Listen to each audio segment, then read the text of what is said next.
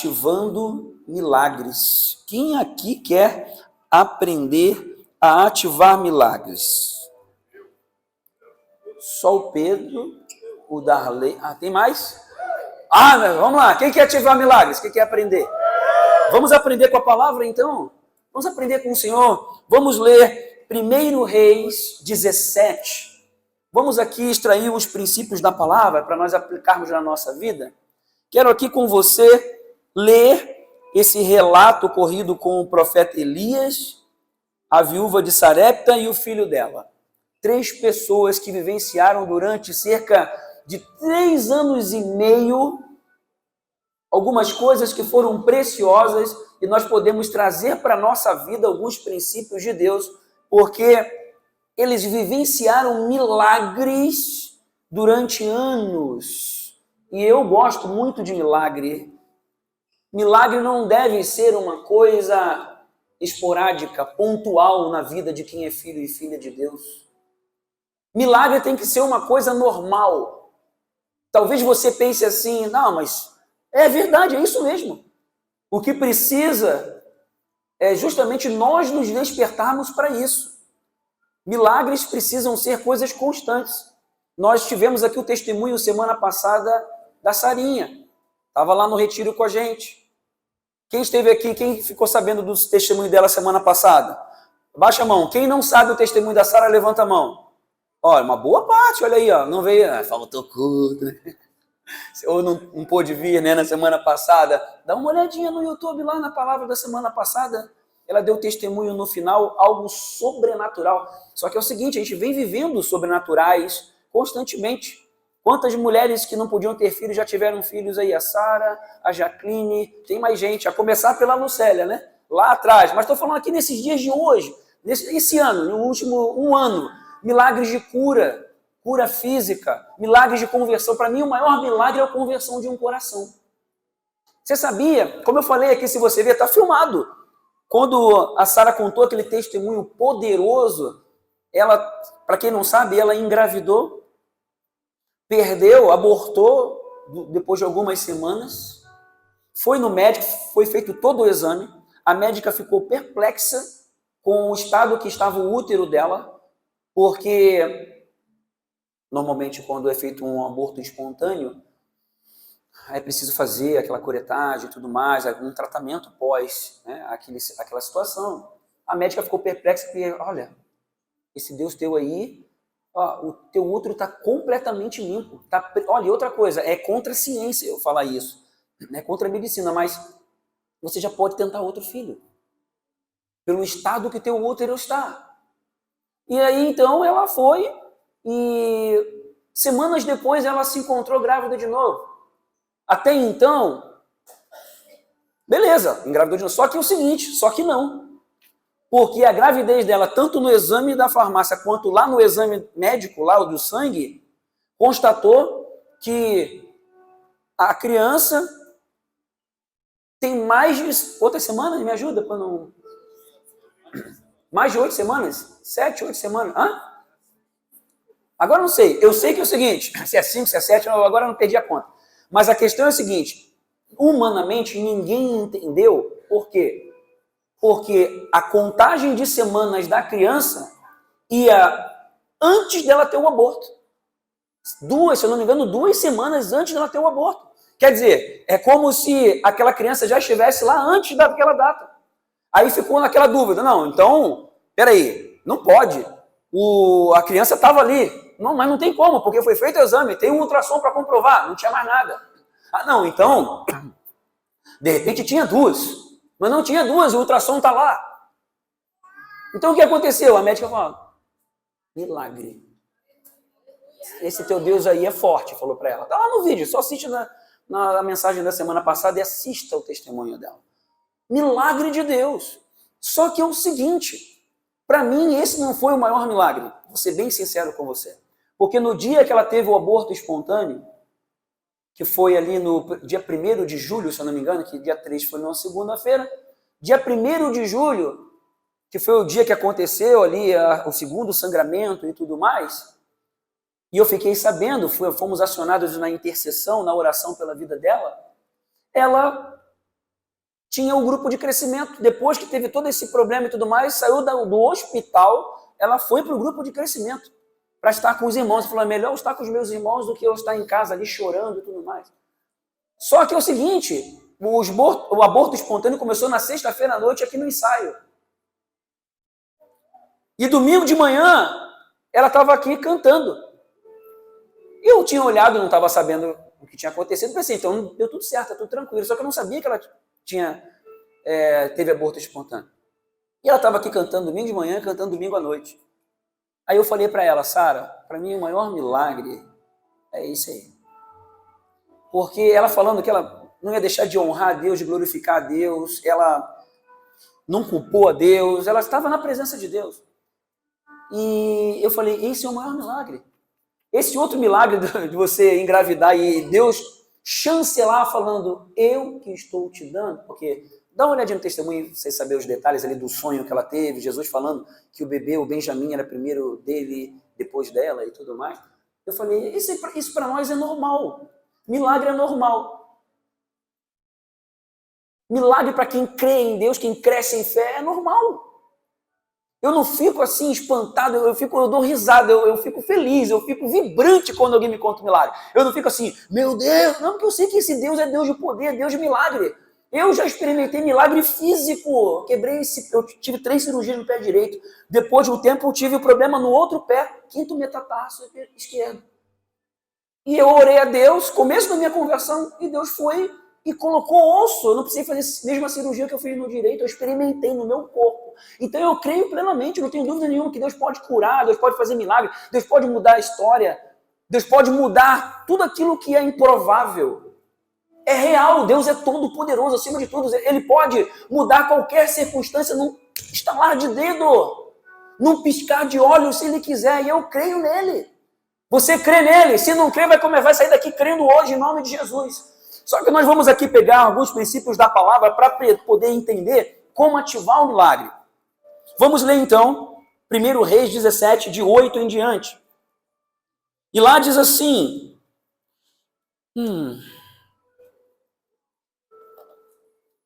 vai imediatamente para a cidade de Sarepta de Sidom e fique por lá.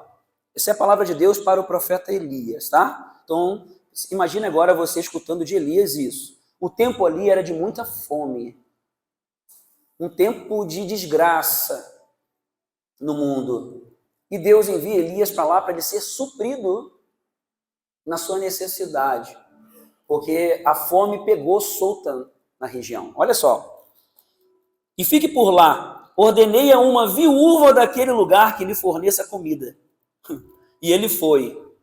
Para começar, para vocês sabendo, viúva, naquela época, naquele lugar, era uma condição, vamos dizer assim, uma condição de uma pessoa que era desprezada. A viúva não tinha um marido que estivesse com ela, sustentasse. Ela normalmente na sociedade era meio colocada de lado. Então vai entendendo a situação, eu vou fazer uma leitura aqui, vamos discorrendo, para você entendendo, encaixando as peças, tá bom? Então olha só. Tempo de fome, Deus fala para Elias, Elias, é o seguinte, vou te enviar lá para Sarepta de Sidom e vou te direcionar até a casa de uma viúva. Ué, tá, vamos lá, vamos entendendo. Que lhe forneça comida. E ele foi. Então ele obedeceu. Vai pegando aí as ideias. Quando chegou à porta da cidade, encontrou uma viúva que estava colhendo gravetos. Ele a chamou e perguntou, pode me trazer um pouco d'água numa jarra para eu beber? Enquanto ela ia buscar água, ele gritou, por favor, traga também um pedaço de pão. Isso aí é um teste. Será que é essa viúva? Mas ela respondeu, juro pelo nome do Senhor, o teu Deus, que não tenho nenhum pedaço de pão. Vai imaginando a mulher falando agora. Tempo de fome. Só um punhado de farinha num jarro e um pouco de azeite numa botija. Estou colhendo uns gravetos para levar para casa e preparar uma refeição para mim e para o meu filho, para que a comamos e depois morramos. Por quê? Porque ela não tinha perspectiva nenhuma, não tinha suprimento nenhum, não tinha quem a amparasse. estava ela e o filho dela. Pensa no desespero dessa mulher. Pensa na aflição que ela deveria estar no coração dela. Pensa numa desesperança. E eu fico imaginando essa mulher escutando o profeta Elias, e aqui, pelas palavras, você percebe que ela sabe que Elias era o profeta. Você, homem de Deus, então você percebe ali que ela sabe quem ele é. E ela, então, fala da sua condição. Nós não temos nenhum pedaço de pão. Estou com um problema seríssimo, não tenho esperança. Eu estou aqui colhendo os gravetos para fazer ali com o que eu tenho na mão, para poder fazer alguma coisa para eu comer e o meu filho, porque estamos morrendo de fome, e depois vamos morrer, porque nós não temos mais nada. Está se conectando com a situação dela? Agora, olha o que vem em seguida, gente. Elias, porém, lhe disse, não tenha medo. Diga, não tenha medo. Entendeu a situação? É importantíssimo você entender isso. Olha só. Elias foi enviado por Deus para aquele lugar, para uma viúva, para ser suprido na sua necessidade do alimento. Sim ou não? Entendeu? No tempo de fome. Ele se depara com aquela viúva. Já parece que está tudo errado. Aí chega essa viúva, dá um pedacinho de pão também. Vai que é ela, né? E ela fala, minha situação está 0. Estou indo para a morte. Eu vou fazer isso aí. Só que Elias está conectado com Deus, né? Com certeza já sabia que era ela. E aí ele fala assim, não tenha medo. Vá para casa e faça o que diz. Mas primeiro faça um pequeno bolo com o que você tem e traga para mim. E depois faça algo para você e para o seu filho. O que você ia responder para Elias? Tá maluco? Você está surdo? De repente, aquela... Você está com algum problema no ouvido? Você escutou o que eu acabei de falar? Que tu aqui só com esse pouquinho aqui, esse pouquinho de azeite e um punhado de farinha, você está pedindo para eu fazer um pedaço de bolo, seu maluco, e dar para você e o meu filho? E eu? Né, Ian? Ian tá morrendo de rir ali. E eu? Como é que eu fico? Você não é de Deus, imagina o que poderia passar na nossa cabeça. Vamos ser sinceros, gente. Seu isso, seu aquilo. Só pensa em você, egoísta. Tu não é de Deus nada, pensei que tu era de Deus, pensei que você ia resolver a situação, e você vem aqui tirar de mim um pouco que eu tenho. É ou não é? Fala sério, vamos olhar naturalmente a situação. Situação de morte, desgraça acontecendo, perspectiva nenhuma, desesperança, vendo o filho com fome. Eu não sei se tem coisa pior na vida do que ver um filho com fome. E aí, pois assim diz o Senhor, o Deus de Israel, a farinha na vasilha não se acabará e o azeite na botija não se secará até o dia em que o Senhor fizer chover sobre a terra. Eis aqui uma situação improvável, mas houve uma resposta dessa mulher. Para começar, houve uma resposta de Elias, obedecendo a Deus, confiando na palavra que Deus tinha dado. E foi se deparar com uma condição completamente improvável. Uma viúva, sem condição nenhuma, só com um punhado de farinha e um pouquinho de azeite, para trazer alimento para ele. E eu fico pensando, né? Ele devia estar pensando, bom, olhando do natural, se está ruim para ela, para mim ficou pior ainda, né? Vou tirar dela, poderia pensar, né? Vou tomar dela aquele pouquinho que ela tem. Ele tinha a palavra de Deus, diga, palavra de Deus. Deus é fiel. Vou falar uma coisa para você. Primeiro ponto aqui, já vamos extrair o primeiro ponto aqui nessa situação. Confie na palavra de Deus, porque Deus é o Deus que faz o improvável acontecer. O improvável, aquilo que ninguém pode fazer. Aquilo que talvez você já esperou muito tempo para acontecer. aquilo que talvez você já até perdeu a esperança, naquilo que você não vê luz no fim do túnel, aquela situação que já está te desgastando um tempo, tirando as tuas forças emocionais e mesmo até física. Deus é Deus Todo-Poderoso e pode mudar a situação de uma hora para outra. Porém, existe um detalhe. Elias creu na palavra de Deus. A mulher creu na palavra de Deus e o milagre aconteceu. O improvável não foi visto como improvável. O confiar na palavra de Deus foi mais forte do que o que as circunstâncias apresentavam. Foi mais forte do que aquilo que se estava sentindo, porque eu fico imaginando o Elias falando aquilo e o estômago da mulher e da criança assim, ó, falando em línguas estranhas. Cara, a gente com fome... Estou me lembrando aqui, lá no Rio de Janeiro, quando dá aquelas promoções, lá aqueles mercados Guanabara e tudo mais, promoção, tudo lá embaixo do preço. Vai tudo bombando lá para poder... Promoção, não é nem dando, parece que estão dando, mas não é. Promoção lá, preço de custo, o pessoal invade lá, briga um com o outro, eu vi com os meus olhos. O pessoal roubando coisa do carrinho do outro. Eu falei, que isso, gente, que selvageria. Mas a gente com fome, passando necessidade, a gente vira bicho.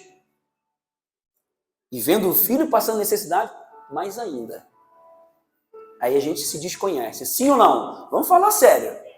Não vamos ficar aqui tentando dar uma de anjo. Vamos ao encontro, ou melhor, dê encontro à nossa humanidade, à nossa alma.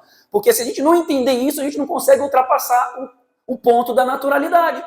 Nós não conseguimos crer no Deus que é todo-poderoso. A gente precisa se reconhecer. Conhecer como nós somos, como nós agimos nas situações, porque senão nós vamos ser enganados por elas. E aí quando o improvável se deparar na nossa frente, nós não vamos olhar como Elias ou como essa mulher neste momento. Aí então, vamos continuar lendo aqui. Estamos no versículo 15 agora. Ela foi e fez conforme Elias lhe dissera. E aconteceu que a comida durou muito tempo para Elias e para a mulher e sua família. Pois a farinha na vasilha não se acabou e o azeite na botija não se secou, conforme a palavra do Senhor proferida por Elias. Eles experimentaram desse milagre, gente, não foi algo pontual. Eles experimentaram esse milagre durante mais de 3 anos. Não acabava a comida. Deus faz milagres, gente. Eu não sei se você já teve alguma experiência de milagre de Deus. Deus é todo poderoso, Ele pode fazer o que Ele quiser fazer. Não te preocupa. Ele é todo poderoso de verdade. Ele pode fazer algo de um jeito que você nem imagina para poder suprir uma necessidade. Mas a questão aqui é você tirar o foco. Esse é o segundo ponto que nós aprendemos aqui com Elias e com essa mulher. Eles passaram por cima do medo e por cima do ego para poder experimentar esse milagre. A mulher correspondeu ao pedido do profeta. A palavra de Deus vinda pelo profeta, a mulher creu na palavra de Deus e vivenciou, experimentou o milagre. Aí eu pergunto para você, como seria o final dessa história se no momento que a mulher encarasse aquelas palavras de Elias, se ela pensasse daquele jeito que a gente pensou aqui antes? Se ela não cresce e não correspondesse àquela atitude que parecia completamente fora, ela não experimentaria o milagre. O que ia acontecer? Ela ia morrer de fome. Ia talvez ver o filho morrendo primeiro. O fato dela crer na palavra de Deus vinda pelo profeta fez com que ela experimentasse o milagre e muito mais. A situação dela, a necessidade foi não somente suprida, mas foi multiplicada. Ela vivenciou esse milagre durante anos. Então, nós precisamos ficar ligados para passarmos por cima do medo, crermos na palavra de verdade.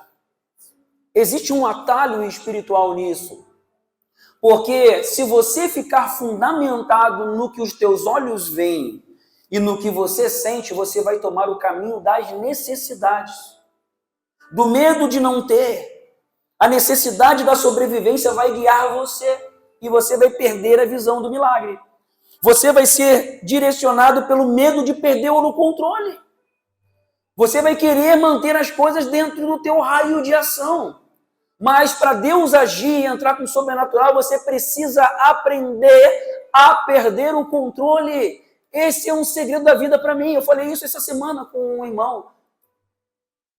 Tentando segurar a situação, ele perdeu. Aconteceu justamente aquilo que ele não queria que acontecesse.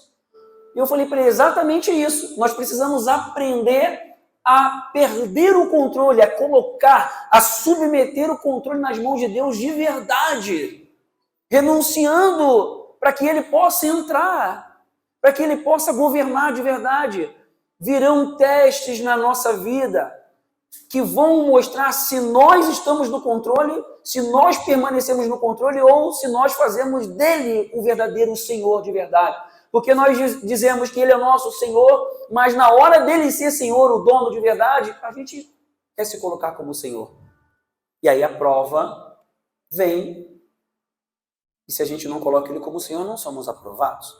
Mas se cremos na palavra, crer na palavra de Deus, confiar plenamente, falei no intensivo do discípulo domingo passado, crer, confiar na palavra 100%, se jogar de cabeça. Confiar cegamente na palavra, esse que é o caminho. A palavra de Deus é fiel, e Deus é fiel. Quem experimenta mais milagres é quem confia mais e abre caminho para Deus então agir. O problema é que a gente coloca a mão na situação. Nós damos o nosso jeito, nós fazemos alguma coisa para atender a nossa necessidade. E muitas vezes Deus está nos dando uma direção, está querendo nos falar, mas muitas vezes nem ouvimos. Mas se estivermos com os ouvidos atentos, se conhecermos o que a palavra diz, para que então procedermos da forma como ela ensina, nós estaremos caminhando em direção ao milagre. Experimentar pessoalmente, e é bom, maravilhoso demais. Me lembro, eu estou aqui me lembrando, Deus deu uma palavra para nós, vocês saem do Rio de Janeiro, vêm para Blumenau. Eu estava lá em Rio do Sul, morando em Rio do Sul, Deus falou, Blumenau. Eu falei com a minha esposa, vamos para Blumenau. Eu sei que eu vim no dia, eu me lembro exatamente como se fosse hoje, dia 12 de junho, elas foram lá em Rio do Sul, a Yasmin era pequenininha. E nós viemos para cá, fizemos uma mudança e não tínhamos quase nada para colocar de mobília dentro de casa. Eu sabia que Deus, eu estava debaixo de uma palavra. Deus falou para vir para cá. Foi naquele tempo, moveu tudo. E eu sabia que Deus ia suprir. Mas foi num tempo que não tinha agora como é o cartão de crédito. Cartão de crédito, meu Deus, era naquela negócio que botava assim, passava, manual. Os mais jovens aí, meu Deus, vão achar que a gente é da época do Fred Flintstone. Não tinha, não era tudo online. Cartão de crédito não era online. Não existia esse negócio de aproximar ou de... Não, era colocar num negócio com uma maquininha de plástico. Aquilo passava e copiava o número do cartão. Gente, tempo da pedra. Então não existia... Eu vim para cá e não tinha esse negócio de crédito livre. Não, eu não tinha crédito na praça. E nós viemos para cá debaixo de uma palavra. Eu vim debaixo de uma palavra. Nós viemos debaixo de uma palavra de Deus e ponto. Deus vai resolver. A gente está perguntando, como é que então... Meu Deus, amanhã a gente veio nesse dia, aí amanhã a gente dormiu na casa de um irmão da igreja ali em Blumenau, e amanhã nós vamos para nossa casa. Só tinha cama, tinha poucas coisas, tinha cama, o quarto da Yasmin, uma cama, uma televisão, e quase mais nada. Faltava geladeira, faltava fogão, faltava armário da cozinha. Aí eu cheguei aqui e tomei um susto, porque não é costume lá no Rio de Janeiro, você vai para uma casa, toda cozinha tem pia. Chego na casa aqui, cadê a pia? Na cozinha? Tem pia não, te vira. Eu tô vendo, né? Aí tinha uma pia na cozinha, tinha que arranjar. Nós viemos debaixo da palavra, eu sei que Deus vai dar um jeito. Alguma coisa vai acontecer, vamos lá, né? A gente vai sair andando aí no centro da cidade, não sei. Nós vamos sair, vamos ver quem vai comprar. Alguma coisa vai acontecer. Eu sei que Deus está na frente, nós estamos debaixo de uma palavra de Deus. Aí chegamos na casa, tinha um vizinho que morava na parte de baixo da casa, no porão, aqui chama um porão, né? Aí a gente morava no limite da rua, o terreno descia, tinha outra parte embaixo, fomos conhecer os vizinhos. Chegamos lá, conhecemos o vizinho. Vamos lá, o vizinho era da igreja quadrangular, ali pertinho. Irmão, tu não conhecendo, querido, seu Roldão, querido. Aí ele, ô irmão, então me conheceu naquele momento, ele falou assim, ô meu querido, olha só, a minha filha e meu filho, a minha filha e meu genro vieram aqui morar com a gente durante um tempo, você não quer as coisas deles aí tudo emprestado enquanto vocês se arrumam? Não, tem geladeira, tem pia, tem não sei o que. Eu falei, olha, já que o senhor insiste tanto, vou levar tudo. A gente glorificando a Deus, né? Deus é poderoso. Ele vai abrindo caminho onde não tem, onde eu nem imaginava que poderia existir. Então, Deus faz milagres. Eu poderia aqui ficar dando um relato de tantos e tantos e tantos milagres. Vou falar mais uma. Recomeçamos a vida aqui, minha esposa começou a fazer artesanato, biscuit, sabe aquele negocinho de imã de geladeira, biscuit, que é a coisinha mais linda. Ela começou a mexer naquele negócio, nunca mexeu antes. Ela falou, Sérgio, eu tive Deus, creio que é de Deus, compra aquela revista ali no Angelone, no mercado, e aí eu falei, amor, essa revista custa caro para nós naquela época, a gente estava numa situação financeira de muita escassez. E eu falei, tu tem certeza? Tenho, Sérgio. Essa revista vai se pagar. Nós vamos fazer, eu vou vender. Então eu falei, beleza, então vamos lá. Investimos na revista. Ela começou a fazer o biscuit. Gente, aqueles negócios saíram tão bonitos. Ela mesmo ficou assim, como é que está saindo assim? Eu falei, Deus é bom. Vamos lá. Eu falei para ela assim, amor, começa a fazer mais. Eu vou levar ali na Shalom, no colégio, para vender lá para os professores. Peguei, botei numa maletinha de computador que eu tinha ganho de uma outra pessoa, só tinha ganhado a maleta, o computador não. Aí peguei, botei os biscoitos dentro da maleta, vaquinha e coisa arada, tudo bonitinho. Falei, amor, esse negócio é bonito, eu vou lá vender para os professores. Peguei lá no recreio dos professores, botei lá, mas que lindo, sabe como é que mulher é, né? Que lindo, papai começou, falei, esse negócio é bom mesmo? Dá certo. Falei, amor, faz mais, vamos investir nesse negócio aí, vou levar nas lojas e tudo mais. Só que aí, a gente estava investindo, botando dinheiro na frente, e a gente precisava, só que a gente estava no negativo no financeiro. Um dia cheguei numa loja no shopping, falei, vou no shopping. Ela, o quê? Vou no shopping, vou levar no shopping. Aí enchi uma maleta. Falei, vou lá. Aí cheguei num homem lá, da loja, o dono estava lá na loja, tinha loja em Blumenau, 2 lojas e uma em Balneário Camboriú. Abri aquela maleta, ele fez lá, tu dá para fazer tantos por tanto? Falei, dá, não, acho que dá. E eu vibrando por dentro, tomara que ele compre uns 10, 15, né? Aí ele falou, então deixa a maleta toda aí. Eu falei, E assim foi. Então, um milagre atrás do outro, sabe, Deus abrindo portas. A Ana Paula nem se acreditou, como isso? Eu falei, Deus está agindo, está abrindo portas, está fazendo... Então, nós precisamos estar abertos ao improvável de Deus. Nós precisamos acreditar, crer na palavra de Deus. Quando Deus dá uma palavra, Ele cumpre. Só que a gente precisa ouvir a palavra, confiar nela e ser fiel até o final. Passando por cima do medo, passando por cima do próprio ego, que muitas vezes Deus está testando o nosso ego, onde está a nossa confiança. E o terceiro ponto é, cuide para não perder a visão do milagre. Porque uma coisa aconteceu aqui muito central aqui nesse negócio, a gente precisa ficar atento. Olha só o que aconteceu em seguida. A mulher experimentando o milagre, você acabou de perceber que a farinha na vasilha não se acabou, versículo 16. E o azeite na botija não se secou, conforme a palavra do Senhor proferida por Elias. Então você está vivendo o milagre, você está vendo a coisa acontecer. Eles estavam em meio ao milagre. Eu fico imaginando pessoas passando fome, coisa arada e tal acontecendo, e eles ali vendo aquilo multiplicar. Experiências pessoais com Deus, Deus se manifestando, mostrando cuidado. Vou falar uma do retiro. A Giovana está aí? Posso contar do campeão? A Giovana estava lá no retiro ontem, a gente estava lá, retiro, eu não vou nem contar muito. Eu vou falar, próximo retiro, faz a inscrição. Você que já é batizado, membro da igreja, faz, porque é sobrenatural. Aí ela estava lá no tete-a-tete com Deus, aí ela está comentando, né? Ela falou, poxa, Senhor, veio uma assim, eu falei para ela, foi o Espírito Santo que colocou isso em você, para você ter uma experiência pessoal com ele. Ela, poxa, estrogonofe de frango, ela veio estrogonofe de frango, queria comer um estrogonofe de frango, de carne, com champignon. Qual é a probabilidade de, num retiro da igreja, comer estrogonofe de carne com champignon? E ela, poxa, Senhor, sabe, aquele papinho de filha amada do pai, aquele papo individual que só quem chama Deus de aba, de paizinho, né, tem. E aí, o que aconteceu na janta? Quando ela olhou a mesa posta, além de outras coisas, tinha estrogonofe de carne com champignon. E eu que não sou nem um pouco chegado a estrogonofe, comi 2 vezes. Você vê como é que estava gostoso. Então tem umas coisas, umas experiências pessoais que a gente vai vivendo com Deus. Quanto mais nós vamos nos lançando para Ele, nós vamos vendo como Ele é concreto, é real, é poderoso e Ele ama cada um de forma especial, não tem diferença. O que faz a diferença entre experiências e experiências é o quanto você confia e crê no poder de Deus, no milagre dele. E aí então, essa mulher estava vivendo o milagre, preste atenção. Vivenciando, vendo ali no meio do milagre. E aí o seguinte, olha o que acontece. Versículo 17. Algum tempo depois, o filho da mulher, dona da casa, ficou doente. Foi piorando e finalmente parou de respirar. E a mulher reclamou a Elias.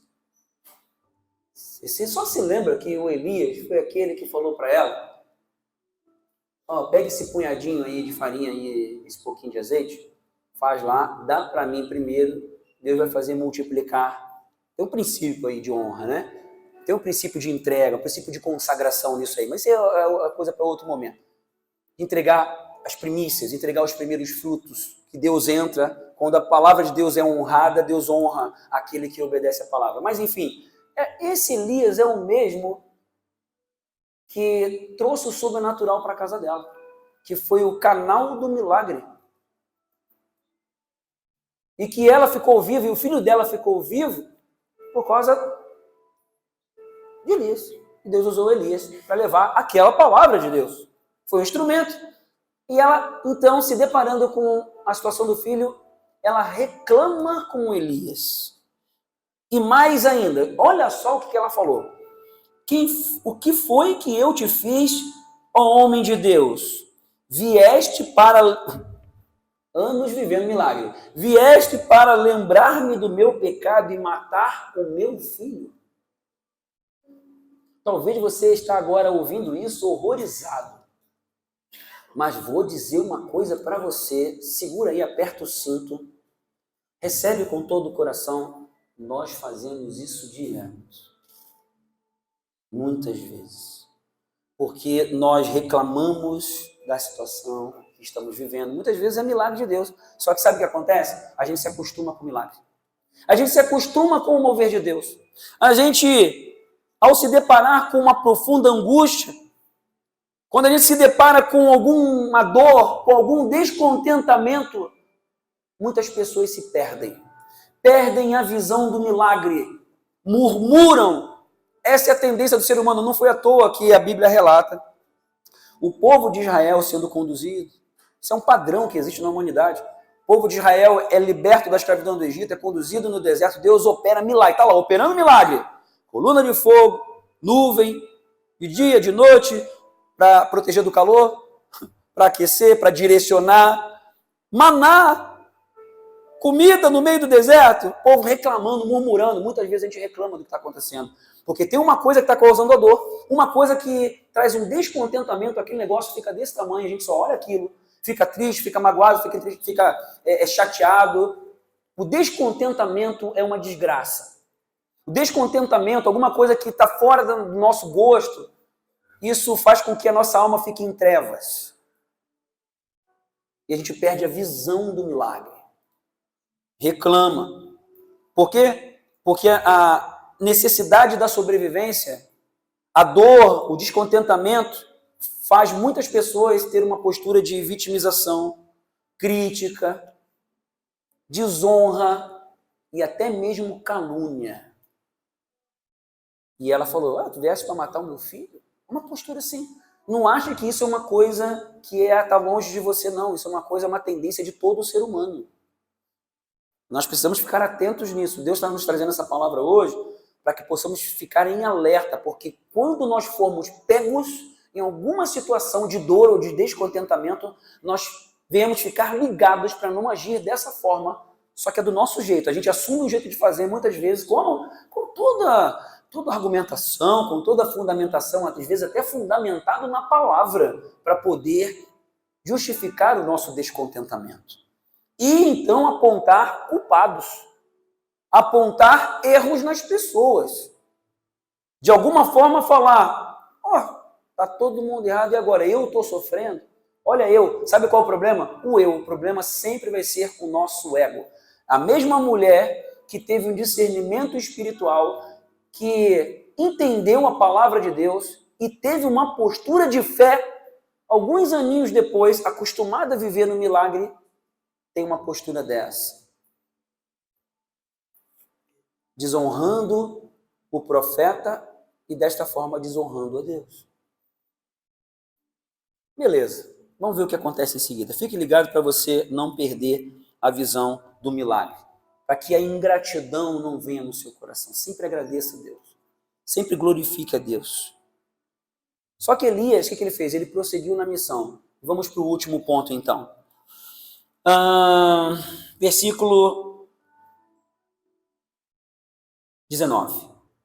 Elias fala para a mulher, então, depois de ouvir aquilo, depois de ser instrumento do milagre, depois o milagre está ali, a comida multiplicando, e aí o filho da mulher, por acaso, morre. O que Elias tem a ver com isso? E aí ele escuta aquilo. O que você faria se fosse Elias? Não sei, é só uma reflexão. Você está ali, foi instrumento do milagre, você está ali, sendo usado por Deus, o milagre está ali, e a mulher, no talvez primeiro descontentamento, numa situação de dor, ela fala esse monte, desculpa a palavra, fala esse monte de asneira para ele. Imagina você ouvindo isso. Eu vou repetir para você sentir a palavra aí no seu coração. Que foi que eu te fiz, ô pessoinha de Deus? Você veio para lembrar do meu pecado e para matar o meu filho? Já chamou você de assassino, Você veio para matar o meu filho. O que você faria? Talvez você olharia e falaria, vem cá, tu tá esquecido de alguma coisa? Você se esqueceu do que aconteceu há uns aninhos atrás? Você ia... Ah, peraí, já ia se posicionar, se armar na defensiva, já ia com todos os argumentos para então, vem cá, se coloque no seu lugar, quem que você pensa que é? Você pensa que está falando com quem? Sabe? Mas Elias fez o seguinte, presta atenção. Me dá o seu filho aqui. Não, o seu filho. Respondeu Elias. Ele o apanhou dos braços dela. Preste atenção no detalhe, que é mais última coisa que a gente vai absorver daqui. Pegou o menino nos braços, apanhou dos braços dela, levou-o para o quarto de cima, era o quarto que ele estava preparado para ele, onde estava hospedado, e o pôs na cama. Então clamou ao Senhor. Preste atenção nos detalhes. Ó Senhor meu Deus, trouxeste também desgraça sobre esta viúva com quem estou hospedado, fazendo morrer o seu filho. Ali, eu percebo Elias ali também entrando em desespero. Com aquela situação. Sentindo a dor do menino morto, que ele estava ali tendo convivência com aquele menino.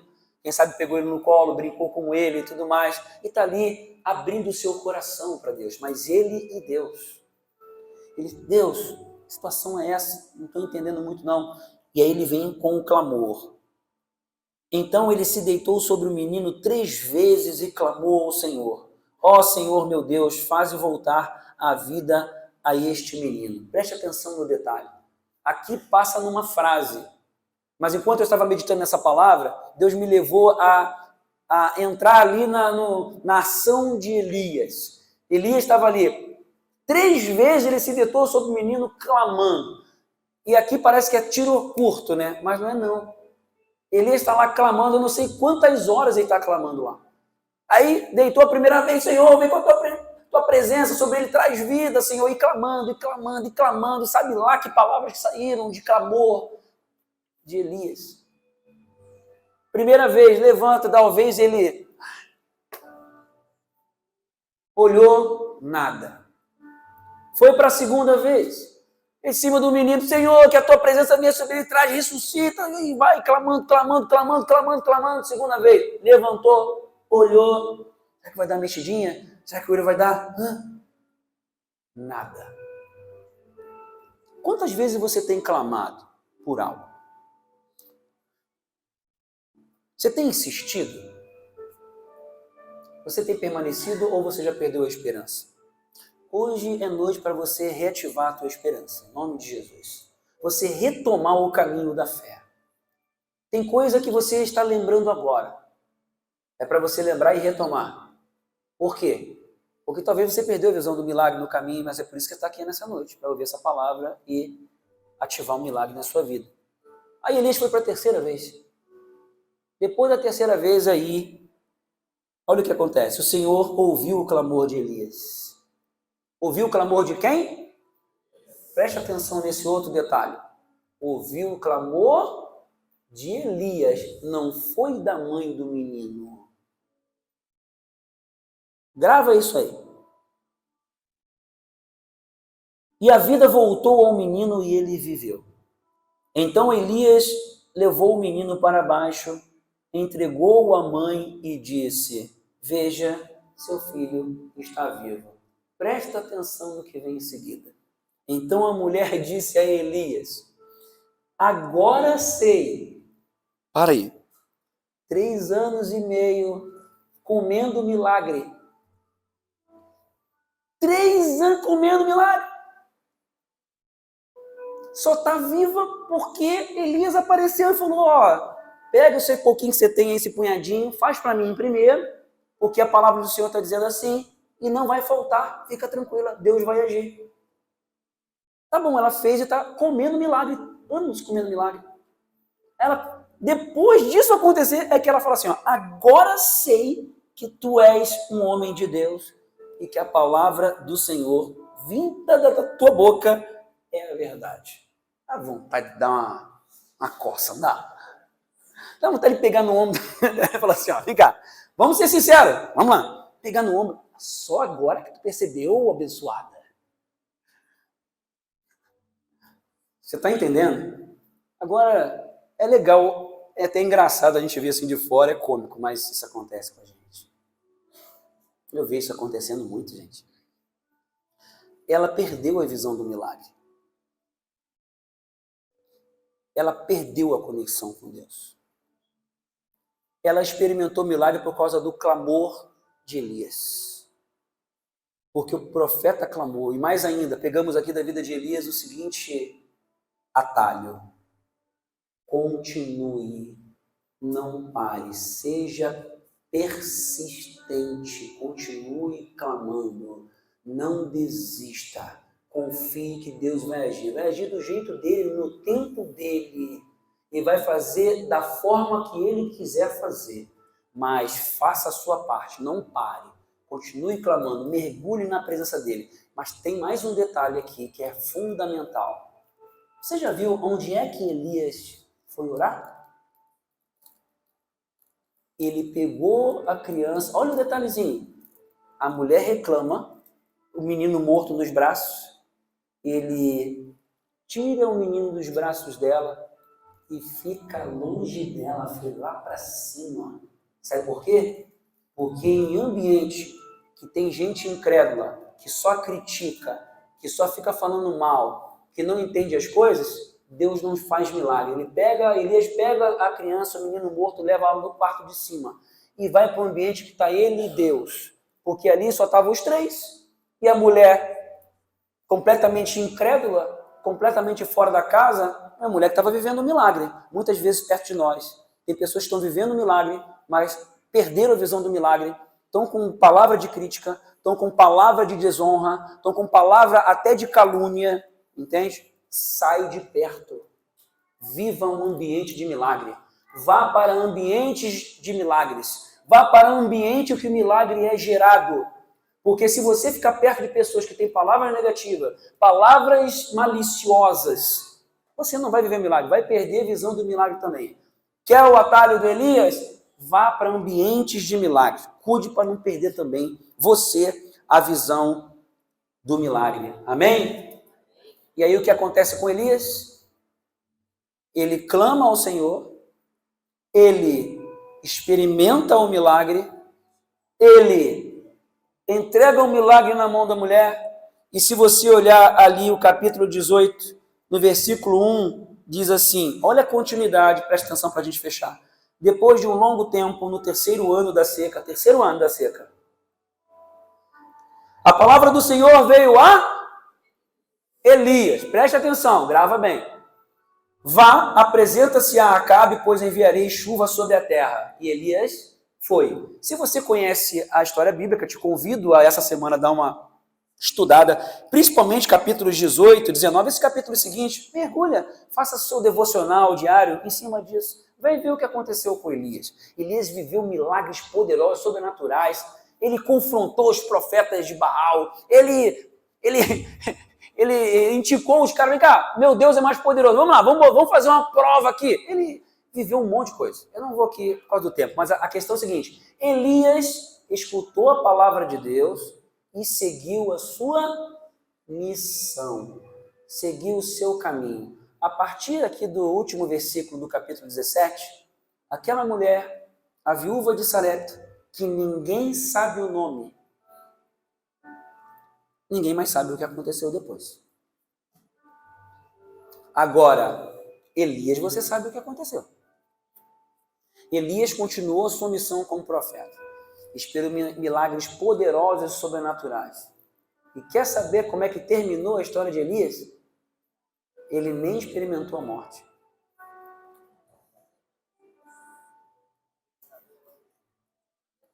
Deus levou ele.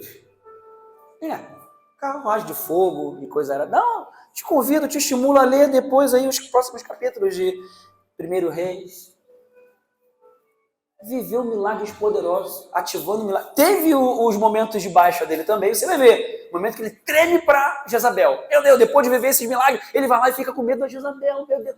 Isso é bom. Sabe por que Deus mostra isso? Porque mostra a humanidade do Elias. Ele não era super-homem. Ele era homem também. Ali tem suas falhas, suas limitações também. Isso é bom, porque todos nós temos. Mas é interessante para a gente poder avaliar e ficar ligado assim, cara, o mesmo cara que experimentou milagres poderosos, sobrenaturais, também tinha limitações como eu tenho. Isso nos estimula. Para quê? Para a gente continuar avançando. Porque se ele experimentou, Deus está mostrando, você pode experimentar também. Ele não é diferente de você.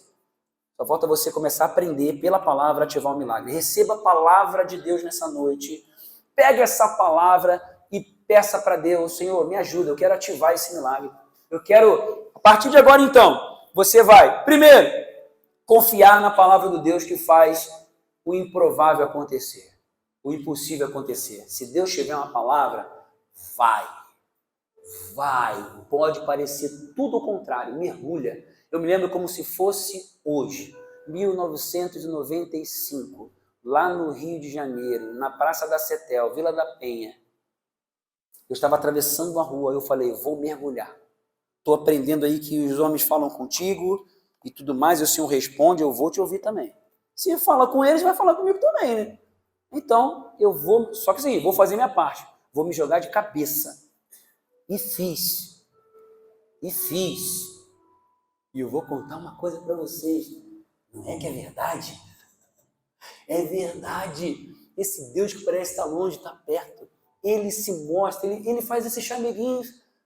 Traz um estrogonofe de carne com champignon. Olha, inclusive, ele mostra o quanto te ama com detalhes. Ele move céus e terra para abrir caminhos. Porque ele nos ama. Então, Deus já fez a parte dele, enviou Jesus para que nós, ao entregarmos o nosso coração para ele, possamos não mais viver baseados na palavra de sacerdotes ou profetas, mas você pode ter intimidade direta com ele. Porque Jesus te dá a condição de ser filho e filha de Deus.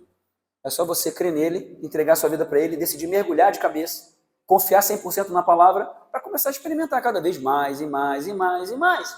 Então, toma essa decisão hoje, assina essa ficha, escreve aí e entrega o pessoal da recepção no final lá, para a gente estar orando por você e te ajudar nessa caminhada. Creia na palavra de Deus. Primeira coisa. Segundo, então, passe por cima do medo e do ego. Deixa ele tomar o controle. Faz prova com Deus. Terceiro, cuide para não perder a visão do milagre, porque tem pessoas aqui que perderam a visão do milagre, mas hoje a visão está voltando. Amém? E por último, avance na sua missão com fé. Deixa as palavras da crítica, da desonra, da calúnia e passa reto, vai rumo a direção que Deus tem para você. Seja atento ao que Deus quer falar e seja surdo às palavras do inferno. Se mantenha atento às palavras do Senhor e viva os milagres. Persista, continue, ore, confie que Deus é o mesmo ontem, é o mesmo hoje, sempre vai continuar agindo e intercedendo a favor dos seus filhos. Amém? Fique de pé, vamos orar.